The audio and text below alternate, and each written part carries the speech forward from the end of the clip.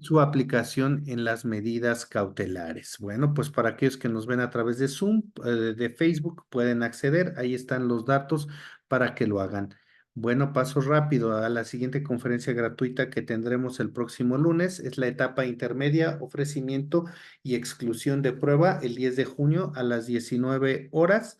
Y quien la va a impartir es la doctora Rosalba Elena Zárate Herrera, quien es jueza de Tribunal de Enjuiciamiento en el Poder Judicial del Estado de Puebla. Bueno, pues sin más preámbulo, voy a dar el uso ya de la voz a la jueza Monivet Chaley, quien debo de decir es excelsa y ya saben quienes han sido sus alumnos, lo basta y lo interesante que es estar en una conferencia de ella. Gracias a todos por acompañarnos. Les pido que enciendan su cámara y bueno, pues les reitero, ahí está, vamos a iniciar con la conferencia gratuita, el test de proporcionalidad y su aplicación en las medidas cautelares. Perdón, se me va de aquí de las manos. Bueno, pues voy a dejar de compartir y en este minuto están accediendo más personas. Muchas gracias a todos los que acceden. Voy ahora ya por ¿dónde está su señoría? Por ahí me levanta su manita virtual. ¿Dónde está? ¿Dónde está la jueza? A ver, vamos a empezar, perdón. Aquí está ya. Perdón, ya vamos a añadirla a destacado. Adelante, su señoría, muchísimas gracias por esta conferencia gratuita y es un honor que siempre nos acompañe por liceo académico. Debería de leer su síntesis curricular, pero ya no necesita de síntesis curricular, ya es más que conocida, la verdad. Adelante, su señoría, buenas noches y bienvenida. Muchas gracias, buenas noches. Y ya por la hora creo que lo último que queremos escuchar es una síntesis curricular. Muchas y muchas de ustedes ya me conocen, saben lo bueno, lo malo y lo peor que puedan saber de mi currículo. Vamos a platicar, voy a tratar de hacerles un poco corta la charla porque ya es tarde y entiendo que también tienen que descansar. Además es entre semana, un miércoles y mañana tenemos que ir temprano a las audiencias. Corre y corre para poder llegar. Vamos a platicar un poco. No sé si me pueda dar credenciales de coanfitrión para poder compartir, por favor, maestro. Sí, por supuesto. Gracias. Me dicen ahorita que el tema de la música, que por qué no se oyó hoy la música, pero no se oyó hoy la música porque entramos corriendo para, a ver, permítanme un segundo. Vamos a convertir en coanfitrión a su señoría. Adelante, su señoría, muchas gracias. Gracias. Voy a platicar un poquito de las medidas cautelares y esto que está ocasionando un poquito de muchos problemas en nuestro ámbito jurídico respecto a la aplicación del test de proporcionalidad. Con las sentencias de San Pascual Tecpila y García Rodríguez, derivadas de la Corte Interamericana de Derechos Humanos, y este análisis que realizaron de cómo podemos o cómo debemos las autoridades judiciales en México y en toda América Latina aplicar las medidas cautelares o las restricciones de libertad provisionales relacionadas con un proceso penal, nos metieron en una dinámica bastante complicada. Y digo complicada porque realmente ni los tribunales federales ni los tribunales locales estábamos acostumbrados a utilizar esta herramienta del test de proporcionalidad. Si ustedes leen el cuadernillo de test de proporcionalidad que sacó la Suprema Corte de Justicia de la Nación. Incluso la Suprema Corte de Justicia de la Nación, allá por el 2014, empieza a hacer un análisis de cómo aplicar el test de proporcionalidad con una con una contradicción de tesis y una acción específica es que se empieza a desarrollar el test de proporcionalidad en México. El amparo que ya lo desarrolla de mejor manera, el test de proporcionalidad para nuestro máximo órgano, es el amparo que todos conocemos como el amparo de la marihuana. Todos hemos escuchado, no leído, muchos no hemos tenido la oportunidad o algunas personas no han tenido la oportunidad de acceso a este amparo, pero yo se los menciono dentro de las filmillas que les voy a dejar. También le mandé al doctor el cuadernillo del test de proporcionalidad que ya hizo la Suprema Corte de Justicia de la Nación, una tesis referente a que el test de proporcionalidad ya era obligatorio, pero pocas ocasiones sabemos cómo aplicarlo. Y lo digo con toda la responsabilidad que esto implica, porque no nos enseñan a aplicar test de proporcionalidad. El test de proporcionalidad es una herramienta que nace desde los derechos humanos, que no nace en México, que no nace en Latinoamérica, sino que es una herramienta que nace en otras teorías de protección de los derechos humanos. El Tribunal Europeo de Derechos Humanos ya tiene una amplia aplicación de este test de proporcionalidad y existen varias teorías y varias escuelas respecto a este test de proporcionalidad. Hay una incluso que tiene 19 pasos para el test de proporcionalidad. Entonces, hablar de 19 pasos es hablar de un estudio concienzudo de lo que son los derechos humanos y cómo los vamos a aplicar.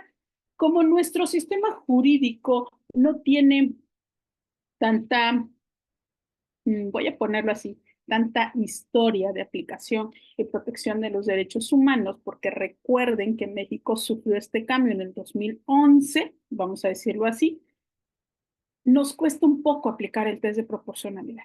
En sí, nos cuesta un poco entender los 4 pasos del test de proporcionalidad y eso que no los puso fácil la Corte porque lo redujo a 4 pasos, cuando podemos ver que hay muchas otras teorías con muchos otros pasos que nos requieren un análisis diferencial. ¿Qué es lo primero que necesitamos para empezar a entender esta situación del test de proporcionalidad? Bueno, entender que el test de proporcionalidad no es una herramienta propia o exclusiva o única del derecho penal, sino que es una herramienta que deviene de los derechos humanos y del derecho internacional de los derechos humanos. Por tanto, los principios que vamos a aplicar son principios constitucionales y convencionales que se encuentran implícitos y explícitos en nuestra Constitución y en los tratados y convenios internacionales. Las autoridades judiciales tenemos serios problemas al momento de aplicarlo y las fiscalías tienen aún más problemas. ¿Por qué? Porque requiere del estudio inclusive de establecer y entender cuáles son las cláusulas de restricción que tiene la Constitución y su interpretación. Ya después, si quieren, pueden platicar con el doctor y armamos una conferencia específica sobre estas cláusulas de restricción, cómo funcionan en la Constitución, pero toma un poco más de 2 horas explicarlas. Es un curso un poquito amplio porque necesitan explicarles cómo funcionan la cuestión de los derechos humanos, cómo se ve desde nuestra Constitución. Lo que yo siempre pongo como ejemplo, lamento a los que ya me lo hayan escuchado este ejemplo, pero es el principio que más me gusta a mí. Por ejemplo, el principio implícito de la debida diligencia.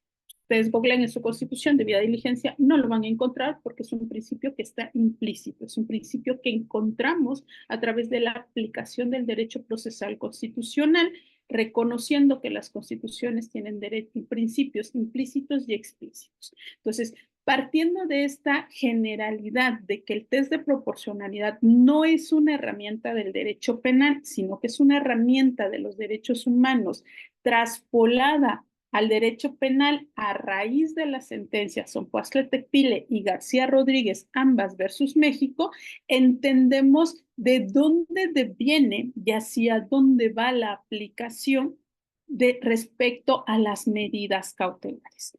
Yo sé que todos ustedes ya son expertos en medidas cautelares, yo sé que todos ustedes las piden en sala de audiencias, yo sé que todos ustedes las tratan de justificar, pero sí quiero hacer un recordatorio de lo que la Suprema Corte de Justicia de la Nación ha dicho sobre medidas cautelares, porque pareciese ser que a este momento las medidas cautelares se están convirtiendo en penas anticipadas y no así en la naturaleza para las cuales fueron creadas.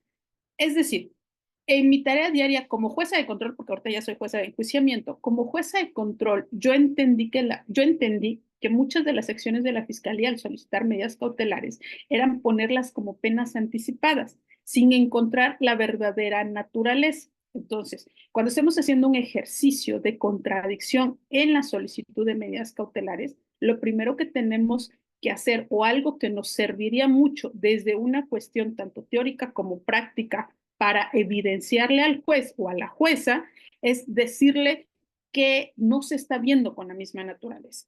Como somos mucho de derecho interno y poco de derecho internacional, es decir, los jueces y las juezas tienden más a creer en el derecho interno y no a ver la aplicación de dónde deviene los principios del derecho internacional de los derechos humanos.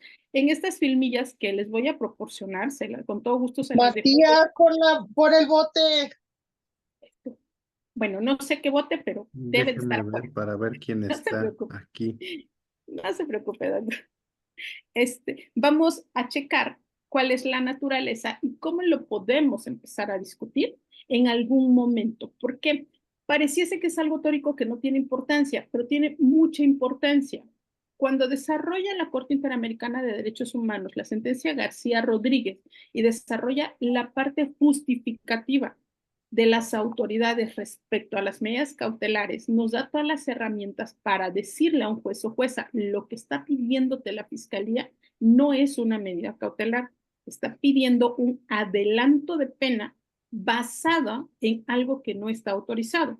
Por ejemplo, cuando dicen el máximo de la pena, ya sabemos que hay jurisprudencia y hay tesis que dicen que el máximo de la pena no tiene que ser contemplado para medidas cautelares, pero se sigue utilizando como una justificante para las medidas cautelares. Yo me he encontrado con medidas cautelares que justifican únicamente con el máximo de la pena, y eso es una violación a los derechos humanos. ¿Por qué? Recordando la naturaleza de las medidas cautelares, encontramos que la Suprema Corte de Justicia de la Nación, al resolver la contradicción de tesis 300/2019, nos reitera que las medidas cautelares, su objetivo es garantizar la presencia de la persona imputada en el procedimiento. ¿Por qué? Porque la naturaleza de las medidas cautelares es instrumental. ¿Qué significa? Que yo tengo que justificar, y ahora a estándares internacionales, que existe una necesidad de cautela o un riesgo procesal. Pero esto tiene una serie de pasos que deben de cubrir. Dentro de esa serie de pasos que se tienen que cubrir es en donde se encuentra la aplicación de este test de proporcionalidad. Y en ese caso es cuando podemos establecer la forma en cómo aplicar los 4 pasos. Y es ahí en donde están teniendo muchas dificultades, tanto los jueces, las juezas y las fiscalías, porque realmente aplicar el test de proporcionalidad implica un ejercicio diferenciado. Una de las mayores cosas, y esto sí quiero que lo tengan muy en cuenta, inclusive les pediría yo que lo anoten con letras rojas y bien grandotas, es el hecho de que los datos de prueba de los hechos no son suficientes o inclusive no se podrían ocupar para justificar una medida cautelar. Es decir, si una fiscalía les pide una medida cautelar y para justificar su medida cautelar les pide que evalúen los datos de prueba para la vinculación a proceso, eso es un error que no podría admitir un juez o jueza. ¿Por qué? Porque las medidas cautelares, al tener una naturaleza diferente, al ser medidas instrumentales, tienen que estar justificadas con actos de investigación convertidos a datos de prueba distintos a los de los hechos. Y esto no es algo que yo me esté inventando, esto lo dice García Rodríguez y lo desarrollaron los magistrados de Puebla en una resolución de un expediente 551. No, pues si ella fuera paz del... No sé, ¿Pueden apagar sus María. micrófonos? Ya quedó perdón, es que se confunde la voz y no me escuchan ni a mí ni a la persona que está hablando. Entonces, lo desarrolla un tribunal colegiado de Puebla y lo desarrolla de forma muy bonita. Yo lo citaba en mis resoluciones de medidas cautelares, tanto para otorgarlas como para negarlas, en donde ellos establecen claramente que tomando la doctrina que crea la Corte Interamericana de Derechos Humanos en García Rodríguez y que se empieza a crear en San Pascual Tecpile y se robustece en García Rodríguez, los actos de investigación para los hechos no pueden fundar la emisión de una medida cautelar. ¿Por qué? Porque si tú pides la medida cautelar posterior a la formulación, pero es una medida cautelar provisional, le estás pidiendo al juez que haga un ejercicio que no corresponde a la etapa procesal, porque ya estás haciendo una estimación de prueba para los hechos, para medida cautelar. Y entonces ya me estás diciendo que esos actos de investigación convertidos a datos de prueba te van el sentido de tu estimación para la vinculación. Te estás refiriendo a una etapa procesal que aún no ha pasado y estás prejuzgando respecto a esos datos de prueba para la medida cautelar. Los magistrados de Puebla lo entienden muy bien y lo dicen claramente. No pueden fundar la emisión de una medida cautelar con actos de investigación convertidos a datos de prueba que vayan a la acreditación de los hechos. Y esto creo que corresponde a la naturaleza que dijo la Suprema Corte de Justicia de la Nación en la contradicción 300/2019, porque son instrumentales que cumplen una función procesal. No cumplen una función sustantiva, sino lo que cumplen es una función procesal que tiene que ver únicamente con la esfera jurídica de la persona imputada. Por ello es muy importante recordar esta situación. No podemos utilizar los mismos actos de investigación porque si lo utilizamos para una medida provisional estamos prejuzgando lo que vamos a hacer en la vinculación y por tanto estamos trasladándonos a una etapa procesal que aún no ha sucedido y en caso de utilizarlos estamos metiéndonos en una situación para medida definitiva que no corresponde a la naturaleza de la medida cautelar. Esto es importante que lo recuerden y conforme lo vayamos discutiendo más en audiencia, las juezas y los jueces van a tener que ir viendo esta necesidad. Conforme lo discutamos más en los amparos, los jueces federales van obligando a los jueces de control y a las juezas de control a que empiecen a verificar esta situación. Yo creo que ya hay algunas preguntas. Voy a empezar, voy a dar algunos espacios, no me va a alcanzar a contestar todas, pero si quieren voy dando unas preguntas y a lo mejor puedan ayudarme a la continuación de la exposición. No sé si lo permitamos, doctor, sabemos que es una charla un tanto informal. Bueno, pues gusto entonces que le demos el uso de la voz. Bueno, para darle el uso de la voz necesito, si tiene su cámara encendida, Galdino Manuel Arellano, pero sí les pido que por favor dejen que exponga su señoría, por favor.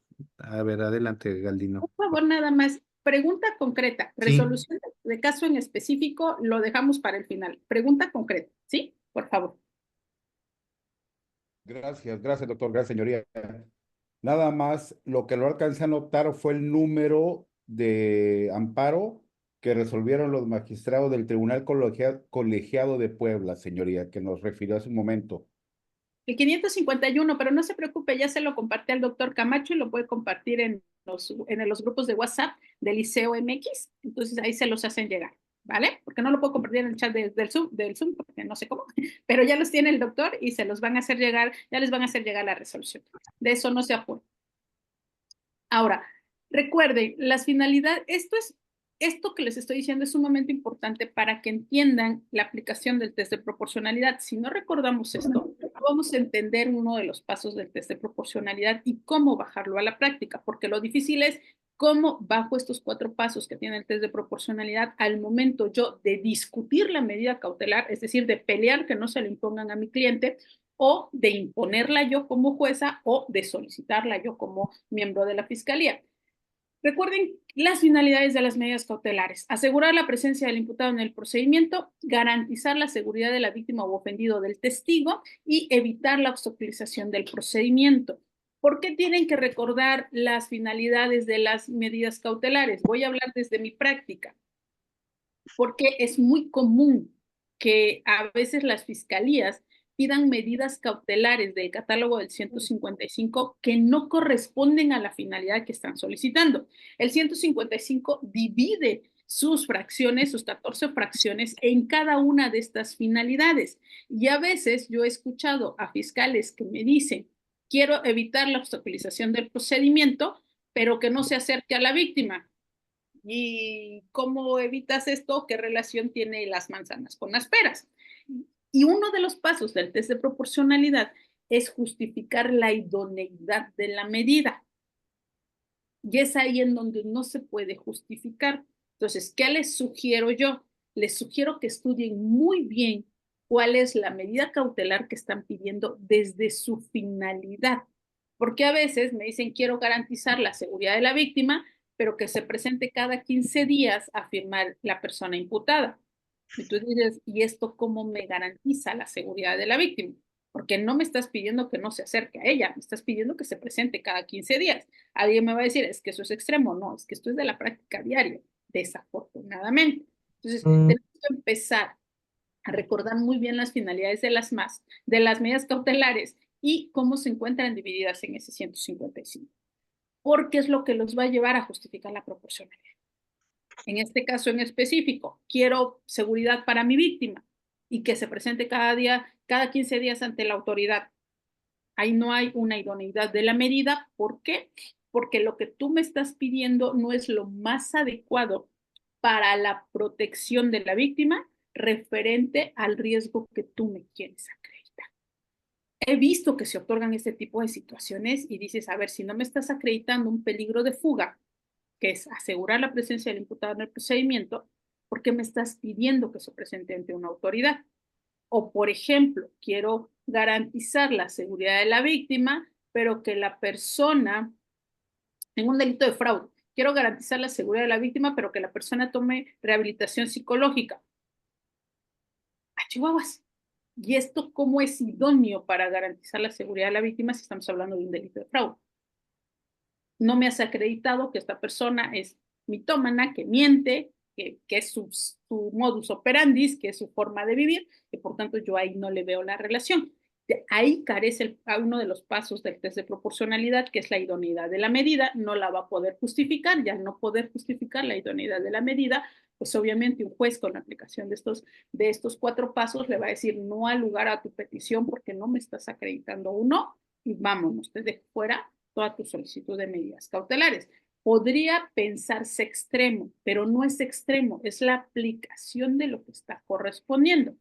Como un ejemplo, ¿por qué tenemos que aplicar test de proporcionalidad para todas las medidas cautelares? Bueno, porque quienes hayan leído García Rodríguez, y espero que hayan sido todos, y si no, no se preocupen, también ya le hice llegar la sentencia al doctor Camacho respecto a que García Rodríguez en medidas de no repetición nos dice que debemos de verificar los jueces y las juezas del Estado mexicano que no existan investigaciones mal hechas, es decir, sin la debida diligencia, y que no se vuelva a privar de la libertad a una persona sin que exista la aplicación del test de proporcionalidad, lo que implica que una de las finalidades de las medidas cautelares se encuentre debidamente acreditada. Y ya sabemos que no se tiene que acreditar con los mismos actos de investigación que tienden a los hechos, sino que tiene que ser con actos de investigación que tiendan a acreditar una necesidad de cautela o un riesgo procesal.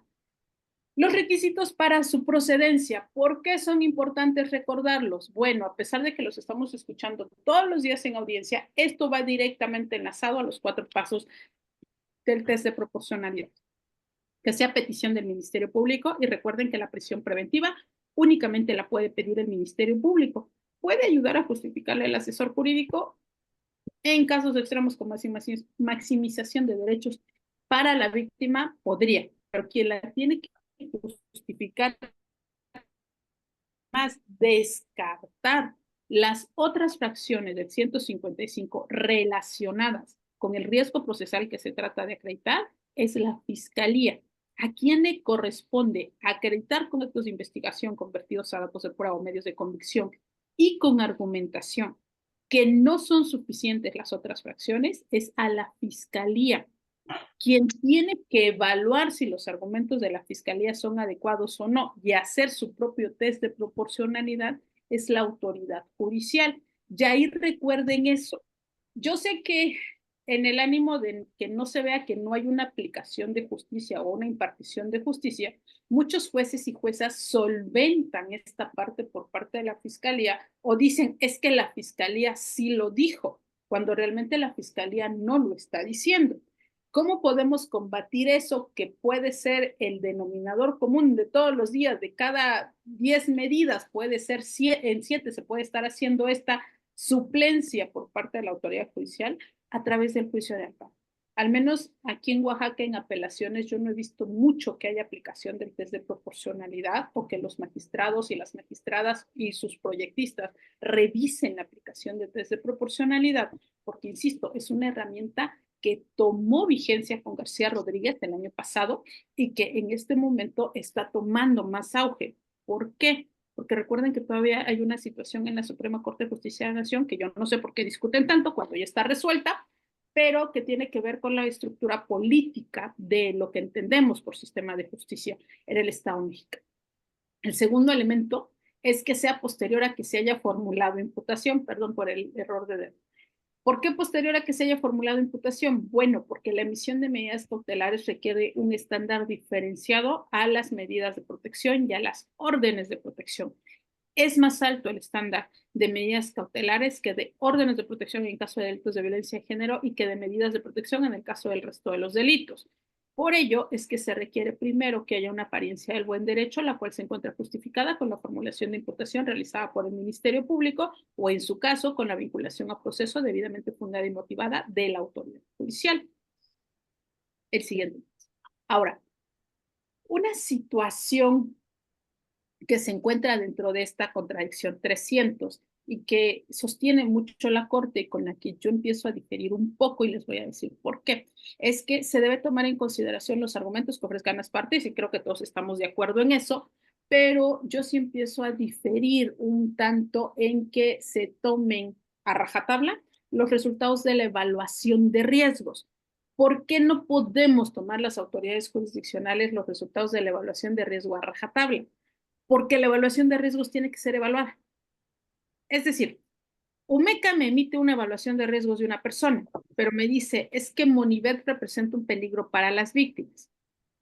Porque yo leí de la carpeta de investigación que tiene el Ministerio Público, que fue a su domicilio y agarró a golpes a Donaid y le dio con todo, sacó el zapato, la pala y le dio hasta por debajo de los dientes, le dejó los dos ojos morados, una costilla fisurada y como sabe dónde vive, pues es un riesgo. Pero ¿de dónde lo leyó UMECA? De la carpeta de investigación. Y no se supone que no pueden ser los mismos actos de investigación convertidos a datos de prueba o a medios de convicción, los que yo tome como base para la medida cautelar. Entonces, esta evaluación de riesgo tiene que tener sus vicisitudes y tiene que ser analizada en el caso en específico con los elementos correspondientes. Víctor, ya te doy el uso de la voz, permíteme nada más para que yo termine esta idea. Voy a algo más grave, por ejemplo. Esto que les puse es algo como común. Voy con una de narcomenudeo. Y la persona es un riesgo medio para la sociedad o alto para la sociedad porque vende droga cerca de una escuela. ¿De dónde sacaste esto? De la carpeta de investigación. Bueno, entonces estamos como el perro que se persigue la cola. Voy a fundar una medida cautelar en la carpeta de investigación, pues ¿para qué quiero una evaluación de riesgo? La evaluación de riesgo tiene un objetivo distinto, tiene actos diferentes de realización. Que el problema de las unidades de medidas cautelares son el corto plazo que se les está dando para hacer su investigación respecto a las condiciones de la persona a averiguar, es una situación totalmente distinta. Pero esta situación que mencionó la primera sala de la Suprema Corte de Justicia de la Nación al resolver esa contradicción de tesis, sí tiene sus controles a través de la autoridad judicial. Primero, no voy a utilizar una evaluación de riesgo que se base solamente en la carpeta. Segundo, tengo que analizar si la evaluación de riesgo corresponde al delito de que se está tratando. Por ejemplo, tratándose de delitos de género, las evaluaciones de riesgo no saben distinguir, como tampoco lo sabemos hacer o lo saben hacer muchas autoridades judiciales, inclusive magistrados y magistradas, de lo que es el riesgo y el peligro. Y manejan los dos conceptos como si fueran sinónimos. Entonces, esa evaluación de riesgo que viene sin perspectiva de género, yo no la puedo tomar como base para poder fundar una medida cautelar. ¿Por qué? Porque recuerden que la medida cautelar necesita acreditarse el fin específico que persigue. Y por tanto, al haber una violación de la naturaleza de las medidas cautelares, yo no podría acreditar esta situación de los resultados de la evaluación de riesgo. Víctor, lo que sí le pido nada más es que sea concreto en la pregunta por FIS para que yo no los demore mucho. Por favor. Adelante, Víctor, le voy a abrir micrófono. Y les vuelvo a pedir, por favor, que no interrumpan a la juez, por favor. Adelante, Víctor. Y perdón, adelante. Ya, ahí. En ese sentido, la pregunta en concreto es que nos decía sobre las medidas de SEMECA, la opinión de SEMECA. ¿Qué pasa cuando el ofendido directamente hay un adolescente internado y el ofendido dice, es que yo tengo temor de que la familia me haga daño a mí? pero ese sería un hecho totalmente distinto directamente sobre la valoración del menor. Es decir, si un familiar del menor, una persona ajena al hecho, va y te intimida, va y te amenaza, él tiene el derecho para poder hacer una denuncia, pero que se desprenda. Se cortó. Pero bueno, a ver, casos específicos les pido por favor que quienes quieran plantear un caso específico puedo regalar unos minutos al final. Quienes planteen preguntas respecto a lo que estoy tocando pueden hacerlo de manera concreta para que yo las responda, pero los casos específicos me toman un poco más de tiempo porque necesito más contexto. Lo que yo no sé si el familiar de este adolescente era parte dentro del proceso, era testigo. Tratándose de adolescentes, las familias siempre son parte del proceso, entonces ahí hay una cuestión que yo necesito más datos para poder dar una opinión, porque si no sería una opinión sesgada porque no tengo todos los elementos. Entonces, les pido un poquito nada más para poder avanzar porque ya es tarde, no los quiero entretener mucho, que sean, si son preguntas referentes a lo que estoy tratando, con gusto. Si son casos concretos, nos podemos quedar al final y les regalo unos minutitos para poder plantear uno o dos casos. Rafael González, que creo que quiere hacer uso de la voz, espero que sea una pregunta de estas, por Sí, favor. por favor, y si no, los vamos a silenciar, por favor. Adelante. Gracias, doctor Maestro. Quiero entender entonces que si yo quiero acreditar con medio de un MECAS precisamente ese riesgo procesal, debe ser precisamente entonces independiente y objetivo en relación a lo que hay dentro de la carpeta. Así lo explicó. Ejemplo, si yo quiero acreditar riesgo de fuga o de ocultamiento, pues bastará con que un MECAS, yo lo solicite a un MECAS y me informe si el domicilio que tal vez proporcionó la persona que tal vez tenga detenida, realmente lo conocen, realmente vive ahí con vecinos, bla, bla, bla. Y lo puedo robustecer precisamente con un acto de investigación ordenado a la policía investigadora para que corrobore precisamente ese domicilio en aras de que se pueda llevar a cabo tal vez la comprobación del domicilio. Eso es ser objetivo para solicitar precisamente un riesgo de fuga. Ahí es donde hablamos de que cada, por decir, un MECAS hace su trabajo independiente o aporta un dato independiente a lo que yo traigo en la carpeta. ¿Es así?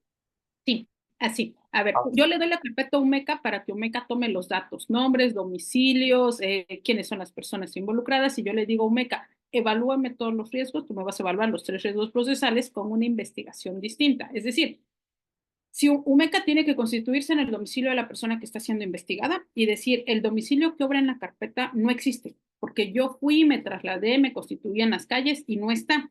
Yo le pedí auxilio al juez para que le dijera al INE que nos mandara su credencial de elector, y en la credencial de elector es el mismo domicilio que yo ya fui y que no existe. Entonces ahí hay que ver, o por ejemplo, la credencial de elector tiene un domicilio distinto al que dice la carpeta de investigación. Yo fui, me constituí en el domicilio de la carpeta, el domicilio no existe, pero sí existe el domicilio que dice el IFE. Entonces te digo que aquí pudieron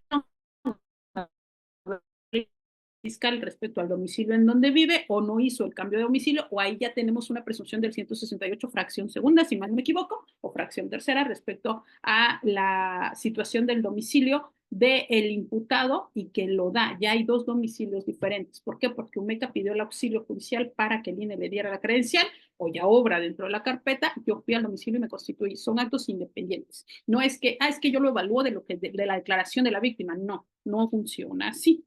Yo como MECA hago una investigación, entrevisto, voy, busco dónde trabaja, dónde está. Por eso es que UMECA se entrevista con los imputados y con las víctimas, para obtener datos diferenciados que los lleven a una evaluación de riesgo real y no a las simulaciones que muchas veces se hacen.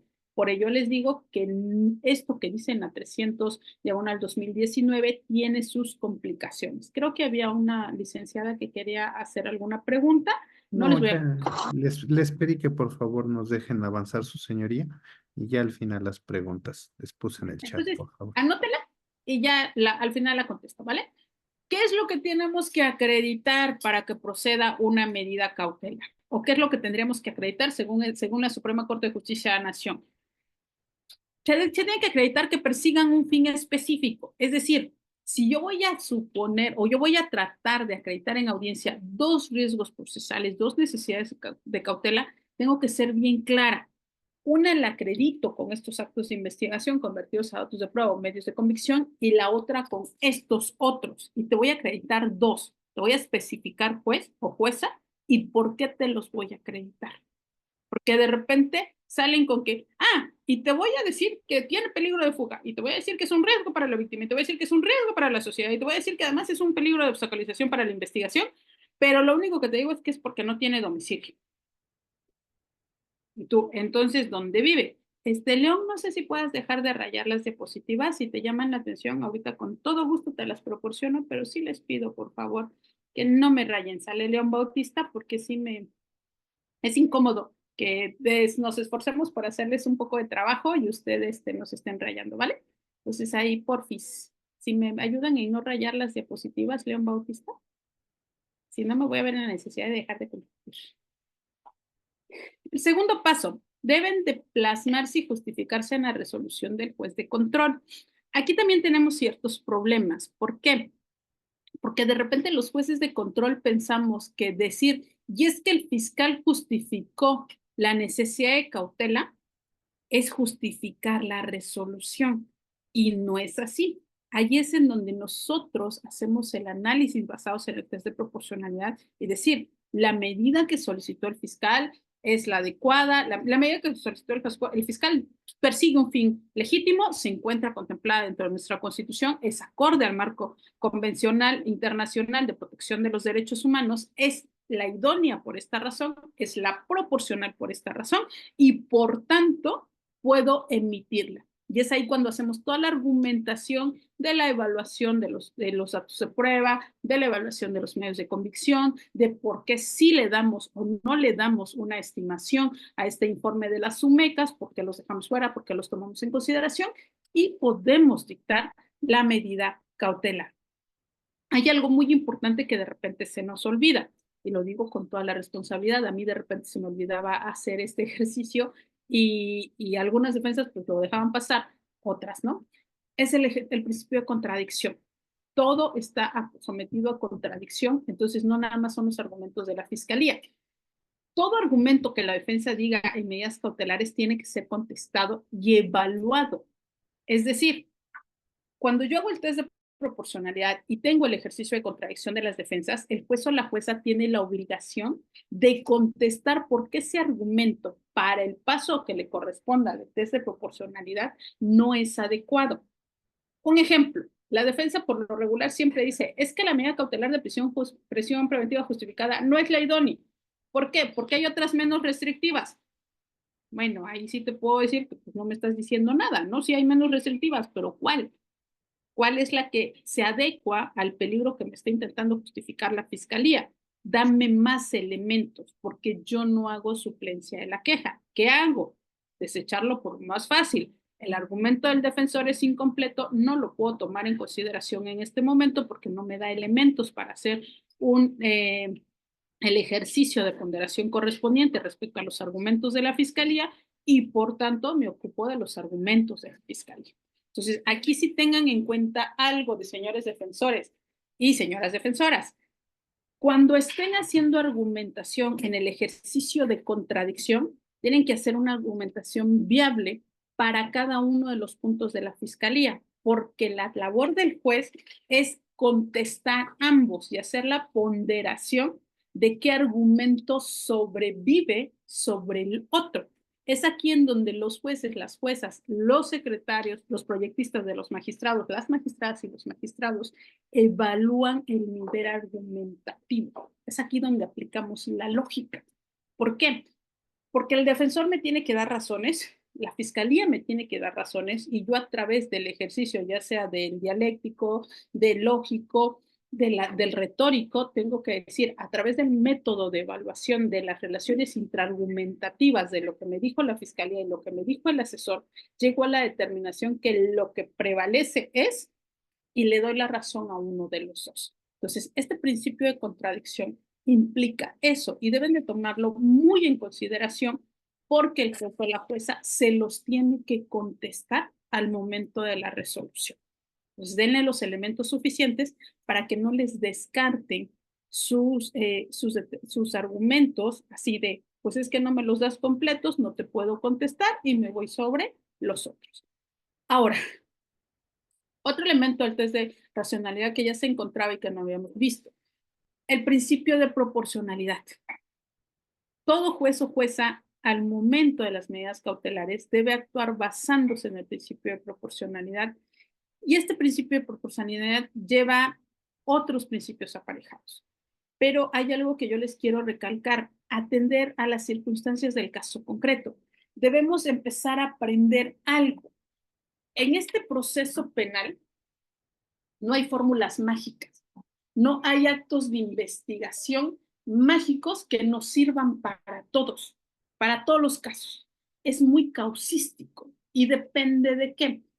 Depende de una herramienta que es muy poco hablada. De hecho, la Suprema Corte de Justicia de la Nación nada más tiene 2 precedentes respecto a la herramienta de interseccionalidad, que es un amparo directo en revisión y una acción de inconstitucionalidad, y la acción de, no, la contradicción de tesis solo lo menciona de manera general, y el amparo directo en revisión sí habla de la herramienta de la interseccionalidad, pero revuelve con violencia estructural, con interseccionalidad, con condiciones de vulneración y vulnerabilidad. Entonces, cuando decimos las circunstancias del caso en concreto, tenemos también que evaluar y hacer la aplicación de la interseccionalidad. ¿Quién es la víctima que tengo enfrente? ¿Quién es el acusado, el imputado que tengo enfrente? ¿Y cuáles son sus condiciones? ¿Por qué? Porque no voy a tener un acto de investigación perfecto para todos los casos. No hay actos de investigación que me sirvan para todos. Cada caso necesita actos de investigación diferenciados. En algunos casos hay actos de investigación mínimos que sí me van a acreditar el riesgo para la víctima, en otros no. Un ejemplo, para la evaluación de delitos sexuales. En evaluación de delitos sexuales necesitamos actos de investigación diferenciados para acreditar qué peligro. Riesgo para la víctima, si es una infancia, lo tenemos acreditado por asimetría de poder, y esa es una cuestión argumentativa. No necesito un acto de investigación. ¿Qué es lo que necesito? Que se acredite que es un niño, niña o adolescente. Ahí me voy a ir a acreditar el riesgo que representa la persona imputada. Y para eso sí necesito una evaluación de la unidad de medidas cautelares con actos distintos. En qué trabaja, cuál es su grado de estudios, cuál ha sido su preparación, ha tenido acceso a ciertos, por ejemplo, si es un taekwondoín profesional, si es un miembro del ejército, si es un miembro de un cuerpo de seguridad. Ahora, muchos han llevado que son de estas policías particulares o estos cuerpos de seguridad particulares y dicen es que hace uso de armas. No es cierto, muchos no lo tienen, entonces necesito acreditar si realmente tienen o no el acceso a armas. Y allá hay actos de investigación diferenciados. Tengan en cuenta esto: si esperan que alguien viene y les dice el acto de investigación perfecto para justificar es este, no le crean, porque no está viendo desde lo que ha dicho la Suprema y desde lo que ha dicho la Corte Interamericana. Dependen de las circunstancias del caso concreto y de la interseccionalidad. Si quieren, después podemos hacer ahí, maestro, una charla rápida sobre interseccionalidad y hacemos un curso sobre interseccionalidad y su aplicación práctica, que tiene bastantes vicisitudes, porque les digo, no hay mucho en antecedentes de la Suprema Corte, pero sí hay mucho en materia internacional. En ese sentido, podemos hablarlo así. Así es, su señoría, pues ya sabe que la plataforma está abierta y además, nada más si me permite, el material que me está compartiendo para que todos lo puedan tener, lo vamos a subir en la página Facebook del Liceo Académico a través de un Drive, donde ustedes van a poder acceder al material que está compartiendo su señoría. Gracias. Bueno, muy bien. ¿Pero qué necesita el juez para cumplir con el principio de proporcionalidad? Al resolver el amparo 125/2022, la Suprema Corte de Justicia de la Nación, a través de su primera sala, determina que debe de seguir cuando menos 3 pasos. Guiarse conforme a lo dispuesto en el artículo 19 de la Constitución Federal, es decir, conforme al criterio de mínima intervención. Y ojo aquí, no me vayan a confundir este 19 constitucional con la imposición de prisión preventiva oficiosa, porque me van a decir es que no lo ha reformado el legislador y por tanto la tengo que aplicar. Quienes aplique ese argumento no conoce el artículo 1 constitucional, no conoce cómo funcionan las garantías de no repetición de la Corte Interamericana de Derechos Humanos y por tanto tengo un problema para la aplicación del derecho en México. El segundo paso, el 19 constitucional, ¿a qué se reduce? A que la prisión la tienes que justificar a estándares muy altos. Por eso es muy poco probable que un juez con conocimiento en marco normativo internacional les dé prisiones preventivas. ¿Por qué? Porque la prisión realmente es una excepción y tienes que tener demasiados actos de investigación para que tú me la logres justificar.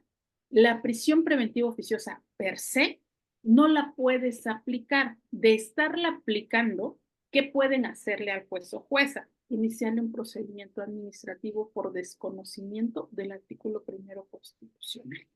Porque no la aplicamos o no deberíamos de aplicarla, no por un control de convencionalidad. El control de convencionalidad de la prisión preventiva oficiosa en México ya lo hizo la Corte Interamericana de Derechos Humanos. Está en García Rodríguez. Si ustedes leen García Rodríguez, es una maravillosa aplicación de todos los pasos que ha desarrollado la Corte Interamericana de Derechos Humanos en el control de convencionalidad desde aquella opinión consultiva del 89.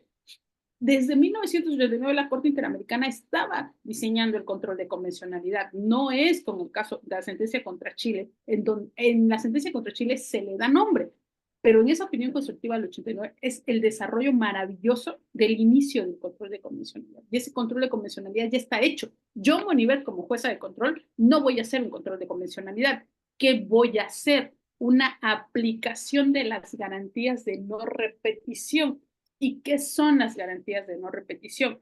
Son aquellos actos que se encuentran dentro de la reparación del daño para que ninguna persona vuelva a ver sus derechos humanos violentados. Es decir, para que el Estado mexicano no cometa nuevas violaciones, tú, juez o jueza, se hace del nivel que sea, local o federal, no puedes aplicar prisión preventiva oficiosa, porque como consecuencia se te puede iniciar un procedimiento de destitución. ¿Por qué? Por inmediata violación a los derechos humanos. Ese es el control de poderes que tanto vamos a sufrir si es que aprueban esa reforma del Poder Judicial que está previendo la nueva presidenta, porque ya no vamos a tener un control de poderes. ¿Quién va a controlar todo? Va a ser centralizado y por eso es el peligro de esa reforma al Poder Judicial. Los jueces no aplicamos prisiones preventivas oficiosas, no por control de convencionalidad, eso ya lo hizo la Corte Interamericana, ahí no nos metemos, sino por garantías de no repetición. Si tú lo haces, tu responsabilidad está acreditada. Y no necesito mucho más que tu resolución y García Rodríguez. García Rodríguez en garantías de no repetición dice que ningún juez puede permitir eso. Yo no necesito que el legislador me reforme el 19 constitucional porque lo dice la sentencia. Y el 1 constitucional implica debida diligencia y además implica este principio de la aplicación de protección y garantía de los derechos humanos. 1 constitucional y 1 la Convención Americana. Y los sartenes grandes, dóblalos en la mesa. Entonces, con esos dos fundamentos, la resolución del juez y la resolución García Rodríguez pueden iniciar procedimiento. Por eso a mí me da mucho miedo aplicar prisiones preventivas de oficio. Yo las dejé de aplicar y las empecé a revisar de oficio. ¿Por qué? Porque yo sabía la consecuencia de la garantía de no repetición. Por eso, cuando dice guiarse por el principio de mínima intervención, se refiere a eso, no al 19 y que todavía está la literalidad. Quienes dicen que porque todavía está en el 19 tienen que aplicar la prisión preventiva oficiosa, están aplicando una teoría del derecho internacional que no corresponde al 1 constitucional. Segundo, evaluar el dictamen de riesgo realizado por el personal especializado en la materia. Y es ahí donde está el problema. Cuando un juez o jueza evalúa esa evaluación de riesgos, se da cuenta que no cumple con los parámetros. ¿Por qué? Porque García Rodríguez ya lo dijo. O sea, no nos los creían a lo que decíamos de la Comisión Americana. Ya lo dijo García Rodríguez, que es una sentencia contra México, que no puedes aplicar un acto que no sea correcto a la investigación. Y es ahí cuando tú evalúas con interseccionalidad, con aplicación de derechos humanos y se lo tienes que decir al juez.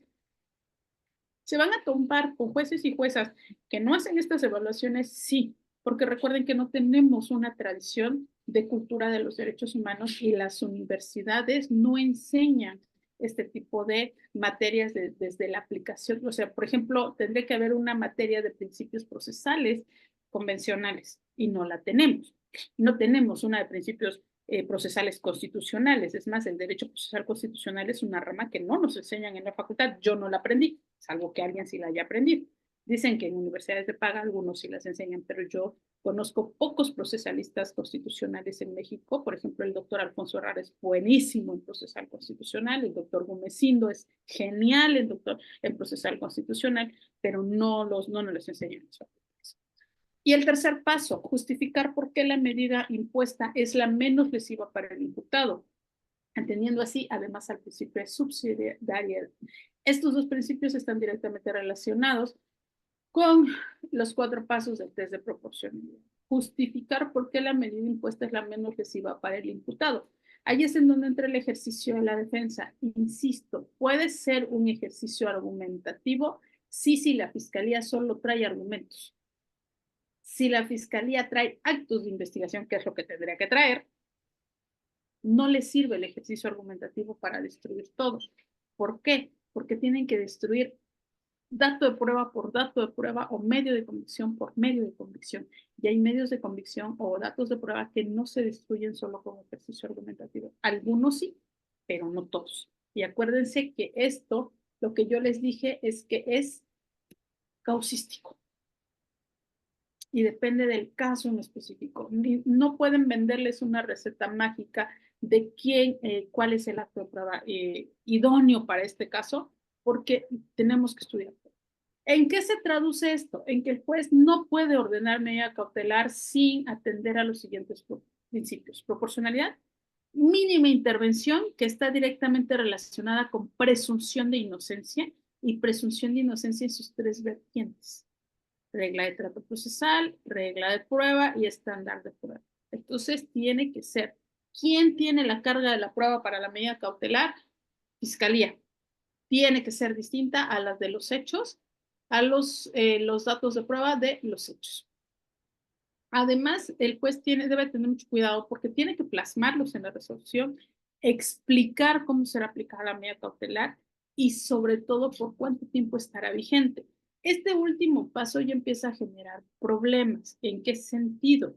En el sentido de que a los jueces se nos pide vigencias, pero no esa vigencia por lo que dure el proceso. Yo dicté infinidad de medidas cautelares con esa fórmula mágica, medida cautelar que estará vigente mientras dure el proceso, que es como la fórmula mágica que muchos jueces utilizan.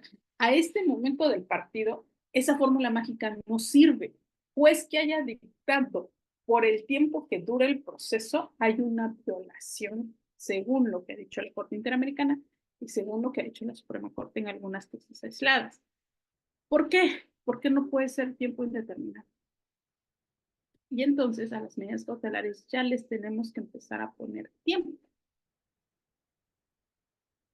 Es decir, antes de que se vence el tiempo que prevé la medida cautelar, tiene que ser revisada y volverla a justificar. Hay un amparo en Guerrero muy bonito, en donde el juez federal obliga al juez local a decirle por cuántos meses es la medida, porque no le tienen por cumplido hasta que no le dice por cuántos meses. En un primer momento yo no entendía por qué hizo eso el juez federal. Ya después leyendo y estudiando y analizando, digo, pues si tiene razón, no puede estar por lo que dura el proceso. Y si el proceso dura 10 años, estamos constituyendo la medida cautelar una adelante pena máxima. Se trata de prisión preventiva. Por ello, tenemos que empezar a exigirle a los jueces que den lapsos temporales de 6 meses. Bueno, antes de que se venzan los 6 meses, Fiscalía ya sabe que si quiere que subsista la medida cautelar, tiene que pedir la revisión y justificar. No puede decir, es que subsisten las mismas razones por las cuales se emitió la medida cautelar. Pues eso no es una justificación, tienes que volver a hacer el ejercicio justificativo. Y esto porque, ahí va. ¿Qué es lo que tenemos que aplicar? El principio de proporcionalidad que se establece en García Rodríguez versus México, en donde específicamente al hablar de medida cautelar de prisión preventiva, están obligados a realizar el test de proporcionalidad de manera oficiosa. jueces, juezas y secretarios de estudio y cuenta, magistrados y magistradas, no sé si hay alguno, espero que sí, tienen que saber cómo se aplica el test de proporcionalidad, y eso no se aprende en materia penal, eso se aprende en Derecho Internacional de los Derechos Humanos, es una herramienta de derechos humanos. Operador jurídico que no sepa derechos humanos no va a poder aplicar de manera correcta y adecuada el test de proporcionalidad. Lamento decirles esto, lamento informarles esto. Entonces, capacítense en derechos humanos, pero con buenos capacitadores y capacitadoras. Por favor, no vayan a capacitarse con alguien que cursó un año de derechos humanos y dice que ya conoce derechos humanos. Hay muchos buenos cursos en esta materia, pero tiene que ser con alguien que sí tenga conocimiento. ¿Qué implica esto? Que la Fiscalía deberá justificar los elementos del principio de proporcionalidad y los elementos de la medida, todo este repaso que hicimos al momento de la solicitud. La Fiscalía tiene que justificar cuál es el riesgo, cuál es la naturaleza, cuánto tiempo va a ser. Tiene que justificar paso por paso para que pueda emitírsele una medida cautelar. Por eso cuando yo les decía a mis fiscales y a mis defensores y a mis asesores de sala de audiencias, justifique su petición de medida a estándares internacionales, tenían que hacer el ejercicio de paso por paso. Y es ahí donde empezamos con los problemas. ¿Por qué? Porque tienen que acreditar todos y cada uno de los pasos y todos y cada uno de los elementos que nos está pidiendo la Corte Interamericana. Y van a decir, ¿tiene que ser de la Corte Interamericana? Sí tiene que ser de la Corte Interamericana. ¿Por qué? Porque la obligación viene de García Rodríguez. Literalmente está en García Rodríguez, implícitamente está en San Puesto de Tepil. Esas dos sentencias son maravillosas, de verdad, maravillosas. Estudienlas, no solo las lean, estudienlas. Contiene doctrina para medidas cautelares a nivel Latinoamérica. Van a pasar a la historia como eso, esas dos sentencias. Entonces, como pasó Campo Algodonero con la doctrina de perspectiva de género, Son Puesto de Tepil y García Rodríguez pasan como la doctrina de medidas cautelares a nivel latinoamericano. Las reglas aportadas por la Suprema Corte del test de proporcionalidad. ¿Qué reglas vamos a aplicar en el test de proporcionalidad? Son estas 4. Por eso les pido que no me rayen la pantalla, y hace rato alguien lo hizo, porque se quedan ahí los rayones y distraen. Primero, un fin constitucionalmente válido. Y esto vamos a encontrar que por ejemplo, ese primer paso no lo pasa la prisión preventiva oficiosa, porque no hay un fin constitucionalmente válido y no hay un fin convencionalmente válido. Alguien va a decir, pues, ¿qué está en el 19 constitucional? Sí, pero ya fue declarado inconvencional. Por tanto, al no pasar el primer paso, vámonos, no hay prisión preventiva oficiosa en México, pero no lo han modificado los legisladores, pero por obligación, garantías de no repetición, los jueces no los podemos aplicar. Segundo, la idoneidad, que busca examinar si la medida sometida a control constitucional tiende a alcanzar en algún grado el fin constitucionalmente válido. Si el fin constitucionalmente válido es el principio de mínima intervención en la vida de los ciudadanos, pues la idoneidad tiene que ser con esa mínima intervención. No me vas a pedir prisión preventiva para todos los casos. ¿Cuándo me vas a pedir una prisión preventiva? Cuando tú acredites que que cualquiera de los 3 riesgos procesales atentan contra el bien máximo.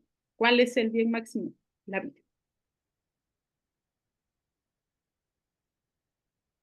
Si la vida de una persona está en peligro, tienes que ponérmelo. Peligro de fuga. Prisión preventiva por peligro de fuga. ¿Solo por eso? Ahí tendremos que evaluarlo. Tendremos que evaluar ese peligro de fuga. ¿Hasta dónde le alcanza? Peligro de fuga porque no tiene un domicilio. Bueno, ¿y en dónde vivía? ¿Abajo de un puente? ¿De dónde lo fuiste a sacar? O sea, ¿de dónde salió esta persona? ¿Por generación espontánea? ¿Llegó de un ovni y lo pusieron ahí? ¿Dónde estaba? ¿No tiene un domicilio laboral? ¿No tiene nada? Entonces, sí se dan cuenta del nivel de actos de investigación que le piden a la Fiscalía y a las CIMECAS. Es muy alto, es muy alto. Peligro de fuga porque no tiene arraigo, porque no tiene ningún bien. Ah, espérame, es otra cosa, ahí me está sancionando pobreza. Por ejemplo, si ustedes buscan, yo no tengo ningún bien a mi nombre, no me alcanza. Dijera mi hermana, me lo gasto todo en estudios, entonces no tengo casa, no tengo carro, no tengo bicicleta, no tengo nada, pero tengo un peligro real de fuga. Soy jueza, vivo bonito en Oaxaca, como tlayudas. ¿Me voy a ir? Pues yo creo que perdería más, ¿no? porque incluso aquí, bien o mal, ya me conocen, entonces no hay un peligro real de fuga, pero no tengo un solo bien a mi nombre, ¿eh? Busquen ustedes si no me van a encontrar un bien a mi nombre. Entonces, el no tener bienes significa que la persona es pobre. ¿Voy a sancionar la pobreza a través de una medida cautelar? Es el test que hace el juez. La necesidad, entendida como el hecho de que no existan medidas alternativas igualmente idóneas para lograr dicho fin, pero menos lesivas para el derecho fundamental. No tiene bienes, no es casada, no tiene hijos. Ah, pero espérame, si tengo mamá, tengo hermanas, tengo sobrinos y todos están en México, no tengo a nadie en el extranjero. Entonces, si tengo un arraigo, que no tengo una familia como tú la conoces, no significa que no tenga familia. ¿Es viable a que le pongan a Monivet una medida cautelar de prisión preventiva? No, que es viable que le pongan a Monivet quizá una presentación mensual. ¿Por qué? Porque sé que trabaja en el Poder Judicial, sé que está en Tustepec, sufriendo de calor y ahora en este momento friéndome en mi propia grasa, porque es un calor aquí terrible. Entonces, está Monivet disponible. No hay un peligro de fuga. La proporcionalidad en sentido estricto, la cual hace referencia al grado de realización del fin perseguido, sea mayor al grado de afectación provocado por el derecho fundamental por la medida impugnada. Es la cuarta vez que me ataca la mujer y esta vez la atacó con ácido. Si yo no le pongo una medida de prisión preventiva, para la próxima me la mata. Pero aquí ya evaluó de manera distinta con la evaluación de UMECA. ¿Por qué? Porque sí es un riesgo alto para la víctima. Los que recuerdan los 4 niveles de la violencia de género que les dejé en las diapositivas, recordarán que una vez que ya empiezan este tipo de agresiones, lo siguiente que sigue, lo que sigue que es la privación de la vida. Y ahí tengo que neutralizar ese riesgo. Y sí pasa el riesgo el test de proporcionalidad, la prisión preventiva justificada, ya el riesgo de la mujer. No se encuentra en peligro por las acciones que está realizando el imputado. Denme un segundo, por favor, necesito resolver una cuestión aquí. Un segundo.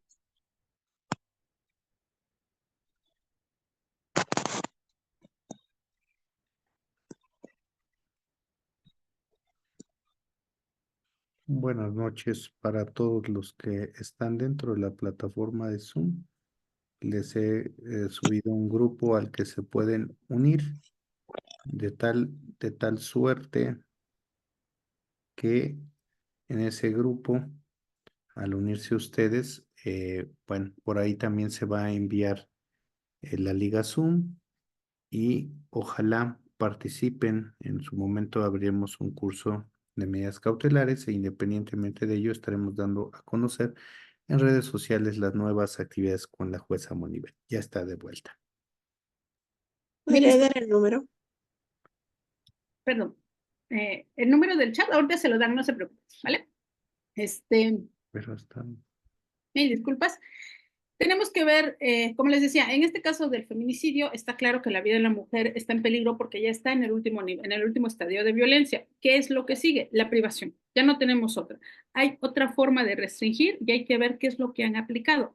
Para estos casos en donde son tan claros, por ponerlo así, ¿qué es lo que nos sirven? Los antecedentes que haya dictado la Fiscalía, órdenes de protección, medidas de protección, si se obedecieron, no se obedecieron, si fueron suficientes, no fueron suficientes. ¿Qué significa? Y aquí lo siento por los compañeros, las compañeras y los compañeros de Fiscalía. ¿A quién le toca hacer la chamba? A Fiscalía. Aquí se supone que en este sistema y con base en esta sentencia de Corte Interamericana, que es bien clara, los jueces no podemos suplirle esta deficiencia a los fiscales o no tendríamos que suplirle las deficiencias a los fiscales, sino que son ellos los que tienen que hacer esta circunstancia.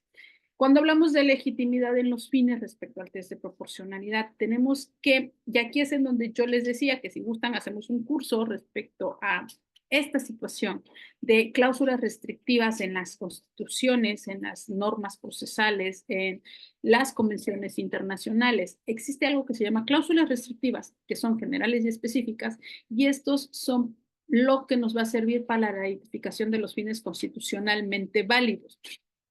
Tenemos que empezar a lograr identificar cuando la Constitución está restringiendo un derecho hacia cómo lo hace.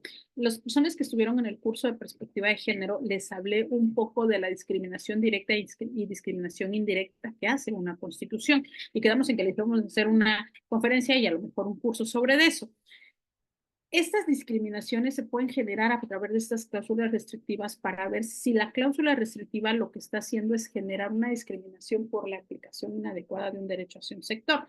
Por ejemplo, muchas leyes que son generales, supuestamente en el Estado mexicano, resultan ser restrictivas de los derechos humanos de las mujeres o de las personas indígenas o de las personas con discapacidad o de alguna de las interseccionalidades y las categorías de opresión que existen. Por tanto, para poder determinar la legitimidad en los fines de una medida, tenemos que conocer derecho procesal constitucional referente a esta aplicación de la interseccionalidad y cómo funcionan las cláusulas restrictivas que tenemos en la Constitución.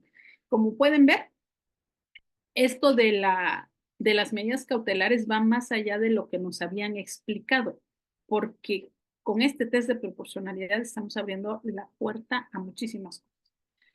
Ahora, hay una cosa bien importante. Los fines de esta legitimidad de la que hablamos tienen que estar fundamentados en un principio constitucional. Y lo que yo siempre les digo, los principios constitucionales no los conocemos todos, no los conocemos bien, porque hay principios implícitos y hay principios explícitos. Cuando yo empiezo a hablar hace como 3 o 4 años más o menos, yo llevo hablando del principio de debida diligencia, nadie me hacía caso del principio de debida diligencia. De hecho, algunos compañeros me decían, ¿por qué lo cita en audiencia? ¿Está usted? Hubo uno que sí, entre amigos, me dijo, ya, Moni, estás bien loca, ¿por qué estás citando ese principio? No existe, yo ya lo busqué. Entonces, a partir de ahí, mis capacitaciones ya fueron de explicarles que es un principio implícito en la Constitución. ¿Dónde está? En el primero constitucional. Y ahí tenemos que empezar a ver la diferencia de estos principios implícitos y explícitos. Principios explícitos, el principio pro persona, por ejemplo, que ese todos lo conocen. No sabemos cómo funciona, porque todos lo mencionan, pero pocos sabemos realmente cuándo lo vamos a aplicar y en qué momento. Y para eso tenemos que conocer la Convención de Viena sobre Derecho de los Tratados y sobre Derecho de Interpretación de los Tratados. Pero todos sabemos que existe el principio pro persona, cuando menos sabemos que existe, porque está literalmente en la Constitución, pero el principio de debida diligencia no, y es ahí en donde está la diferencia. Es esta situación que tenemos que ver. Ahora, esta legitimidad en los fines, que es el primer paso del test de proporcionalidad, tiene que ver también con si la medida está sujeta a control constitucional, solo puede ser considerado legítimo si se encuentra prohibida de manera implícita o expresa en la Constitución en sentido definitivo. Y en este caso, la prisión preventiva se encuentra prohibida desde García Rodríguez por la Corte Interamericana. Que el Congreso de la Unión no quiera acatar la determinación y eso le vaya a costar en la OEA que no le den el siguiente préstamo que pidió el actual presidente, es una sanción política.